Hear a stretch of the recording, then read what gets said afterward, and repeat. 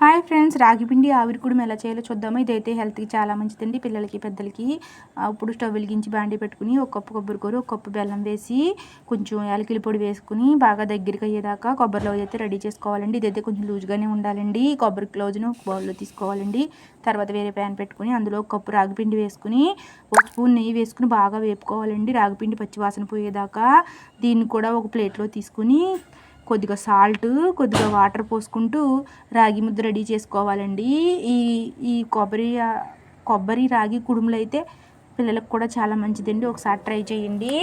ఇప్పుడైతే ఈ పిండి ముద్దని చిన్న చిన్న బౌల్లో చేసుకుని ముందుగా తీసుకున్న కొబ్బరిలో అయితే ఇందులో ఫిల్ చేసి ఆవిరిపై ఉడికించుకోవాలండి. నేనైతే ఇడ్లీ పాత్రలో పెట్టి 10 minutes ఆవిరిపై ఉడికించానండి.